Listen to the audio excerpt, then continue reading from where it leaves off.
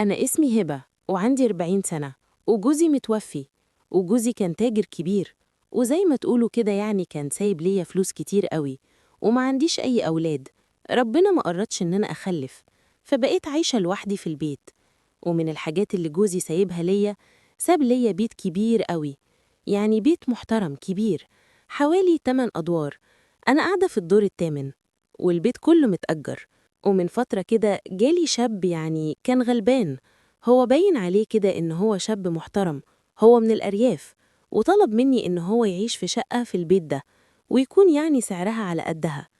أنا بصراحة أول لما شفت الشاب ده حسيت إن هو شاب كويس وراجل ومالي هدومه بصراحة، مش زي الشباب بتاعت الأيام دي اللي هم يعني عمالين يحلقوا حلقات غريبة، وطريقة كلامهم كده غريبة جدا. يعني باين عليه كده إن هو شاب من زمن قديم، طبعه قديم. وطبعا انتوا مش تايهين يعني عن تربية الأرياف. المهم طبعا أنا زي ما قلتلكوا، أنا كل الشقق عندي متأجرة، ولكن في أوضة كده إحنا كنا عاملينها فوق السطوح. قلت له أنا ممكن يعني أفضي ليك الأوضة دي وأنت تاخدها، وسعرها هيكون مناسب ليك، يعني مش هكون متقلة عليك في السعر إن شاء الله. قال لي خلاص ماشي تمام مفيش أي مشكلة، كتر خيرك يا ست الهانم. فقلت له أنت هتدفع دلوقتي ولا عايز تشوف الأوضة الأول وتشوفها يعني وتعمل فيها إيه وترتبها إزاي؟ فقال لي خلاص هشوفها الأول.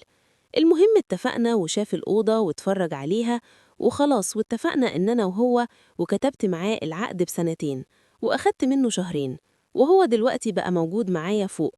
وأنا زي ما قلتلكوا أنا في الدور الثامن، فبالليل متأخر وأنا نايمة بسمع صوت كده تخبيط جامد جاي من فوق السطح. فأنا بصراحة يعني قاعدة لوحدي، وأغلب اليوم بكون قاعدة لوحدي، بكون قاعدة كتير قوي لوحدي.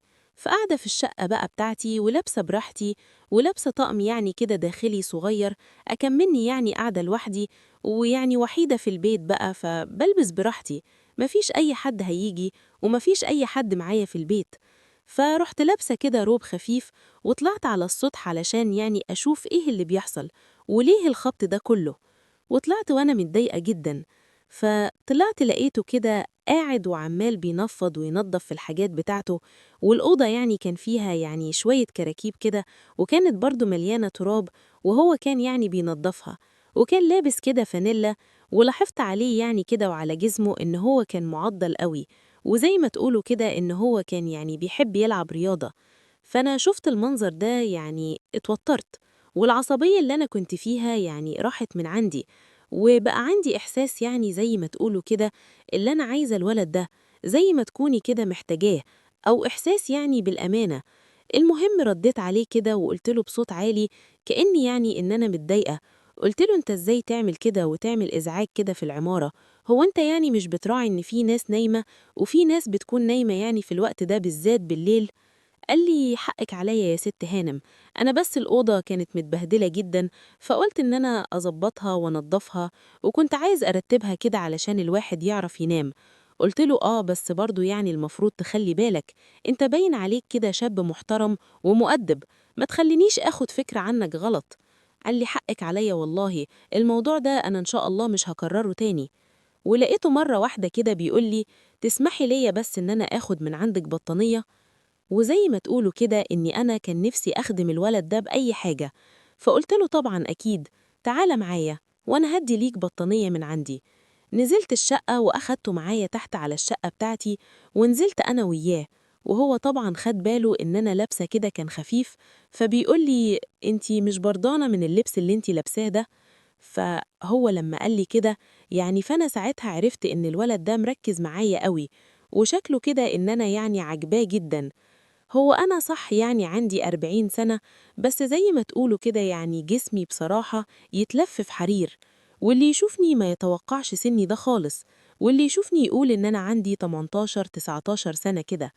فأنا زي ما يكون كده عجبته قوي، أو يعني الولد ده زي ما تقولوا كده يعني هو وحداني برضه، محتاج ست. فمش عارفة هو أنا كده يعني أنا العموم عامة عندي ثقة جامدة جدا في نفسي، فقلت أسيبه كده لما أختبره الأول، يمكن عايز يعمل معايا حاجة كده ولا كده. فرحت قلعت كده الروب اللي أنا كنت لابساه والقميص بس اللي ظاهر، ولقيته في الأوضة جوه، وعمالة أدور ليه على بطانية، وهو كان مركز معايا جدا. فرحت اديته البطانية وقلت له يلا بقى يلا علشان الوقت اتأخر جدا، وما ينفعش نكون هنا مع بعض في الوقت ده، حد مثلا يكون نازل ولا طالع على السلم ولا حد يشوفنا. فلقيته زي ما يكون كده مش سامعني خالص ولا حتى مركز معايا، وعينيه مركزة في منطقة كده معينة في جسمي، والمنطقة دي فعلا كانت كبيرة عندي قوي. فقلت له انت مش معايا ولا ايه؟ فرد عليا وقال لي لا أنا معاك أهو، أنا معاك طبعا أكيد معاكي. طيب ماشي أنا هستأذن بقى، وراح طالع لفوق. المهم بعد كده اللي حصل بقى، دخلت الأوضة بتاعتي وقفلت الباب، وهو طلع على الأوضة بتاعته فوق السطوح. وطول ما أنا قاعدة كده في السرير عمالة أفكر فيه وأتخيل جسمه الجميل وشكله الحلو، وباين عليه يعني إن هو قوي جدا. وأنا زي ما قلتلكوا كده إن جوزي يعني متوفي، وما عملتش حاجة مع أي راجل من زمان قوي، أو يعني من ساعة ما جوزي توفى، من يجي كده حوالي 12 سنة كده. يعني أغلب الحاجة اللي بعملها بتكون على النت، المواقع والحاجات دي بقى يعني. أنا ماليش أي تجربة، حوالي كده 12-13 سنة ويمكن أكتر كمان.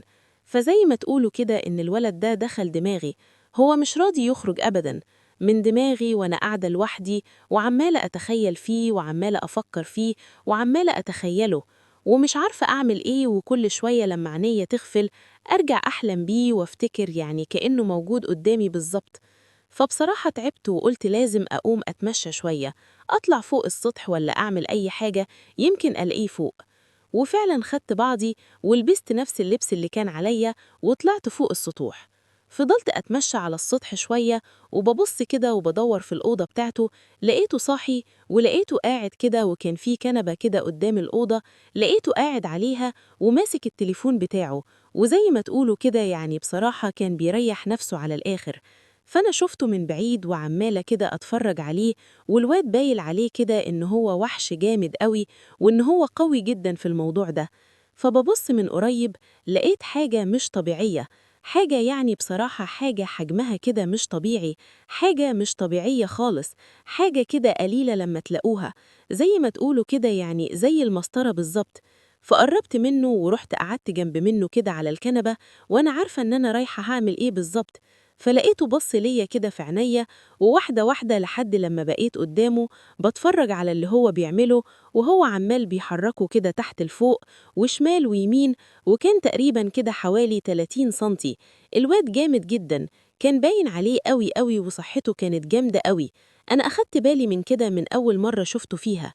المهم قعدت جنب منه كده، وهو زي ما يكون كده اتخض أول لما شافني، لكن مرة واحدة كده في لحظة لقيته استوعب اللي هو بيحصل وعرف إن أنا محتاجاله قوي.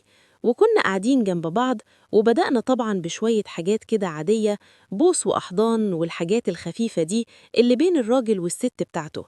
أنا بصراحة انبسطت جدا، أنا بقالي كتير جدا ما عملتش كده.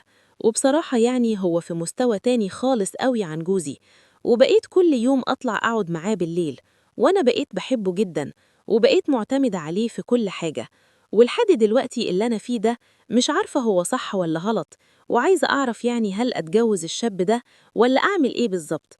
هو باين عليه يعني إن هو لسه شاب صغير وشاب كده في الكلية، بس أنا خايفة إن هو يطمع فيا وفي فلوسي، ومجرد إن هو يتجوزه ياخد كل حاجة مني ويسيبني ويروح يدور على بنت تانية تكون يعني أصغر مني.